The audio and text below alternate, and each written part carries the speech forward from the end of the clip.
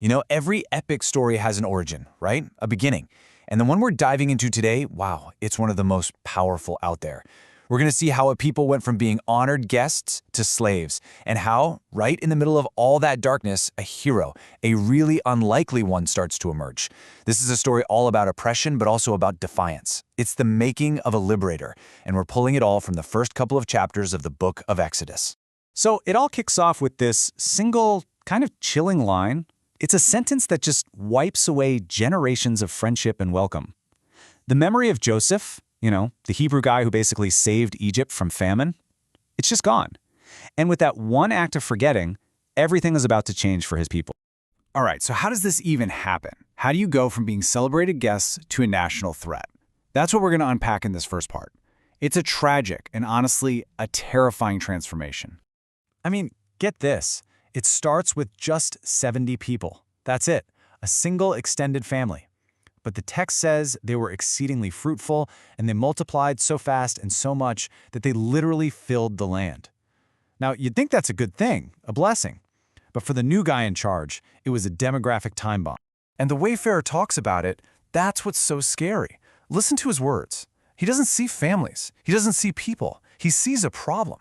He frames this whole thing as a national security issue. This isn't just simple prejudice. This is cold, hard political maneuvering. He's essentially turning his own citizens against the Israelites by painting them as this internal enemy just waiting to betray Egypt.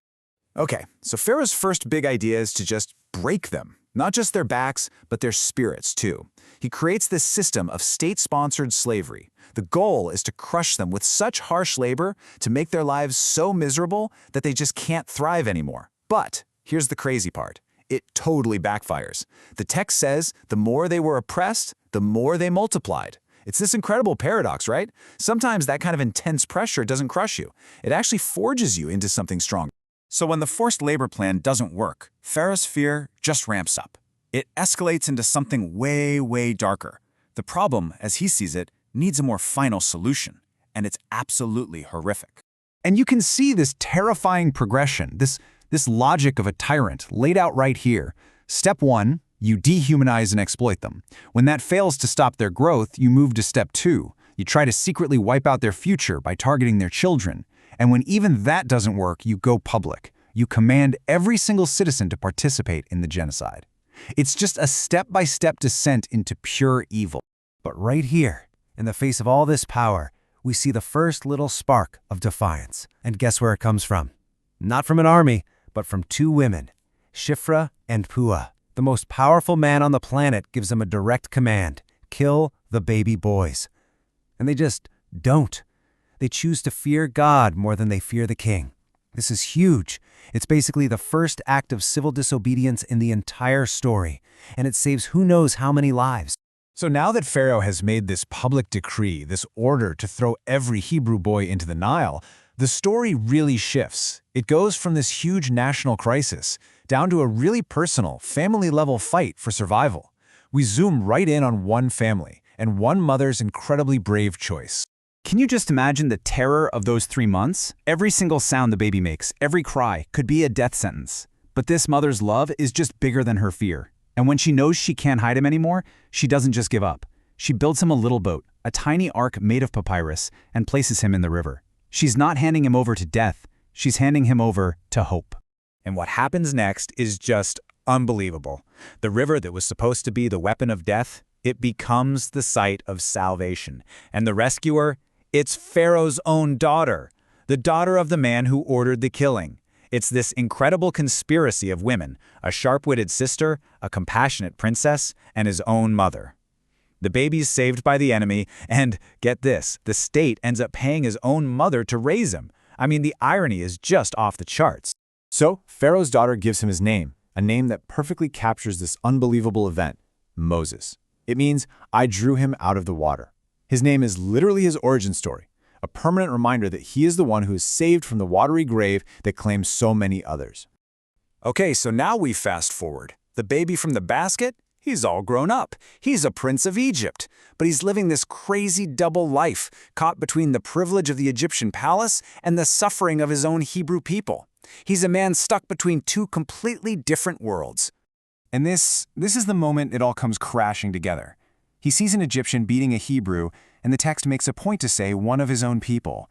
He sees this injustice and he just snaps. He makes a choice. In that moment, he identifies with the slave, not the slave master. And his rage boils over into this sudden, violent act. He picks a side, and there's absolutely no going back. So the very next day, he tries to be the hero, right? He sees two Hebrews fighting and tries to break it up, to be their leader. And bam, he gets hit with this question. It's devastating because it tells him two things at once. One, his secret's out. People know what he did. And two, his own people don't see him as their leader. To them, he's not a prince, he's not a savior, he's just some violent guy. His entire identity is shattered in that one moment. And just like that, everything falls apart. The guy who wanted to be a liberator is now a fugitive. He has to run for his life, he escapes Pharaoh, flees into the wilderness, and basically trades a palace for a well in the middle of nowhere. He completely starts over, gets a wife, has a kid, and becomes a quiet shepherd. It really looks like his story as a hero is over before it even had a chance to start. But here's the thing. While Moses is off starting over, building a new, quiet life, his people back in Egypt, things are only getting worse. The oppression grinds on and on, building towards an absolute breaking point. Then we get this little pause in the story. The king, the big bad Pharaoh who started all this, he dies. And you think, okay, maybe, just maybe things are about to get better. Maybe the new Pharaoh will be different. Nope, nothing changes. The system is bigger than the man. The slavery doesn't stop. The suffering doesn't end. In fact, it just gets more intense. And after all this time, the people finally hit their limit. Their groans and their pain turned into this massive, collective cry for help. A cry so loud, so desperate, the story says it went all the way up to God. So that's where we're left, at this insane cliffhanger. You've got a whole nation of people at their absolute breaking point. You've got the would-be hero hiding out in the desert, thinking his destiny is behind him. The stage is perfectly set, and it leaves us with this huge question we have to wrestle with until next time. What happens when that cry is finally heard?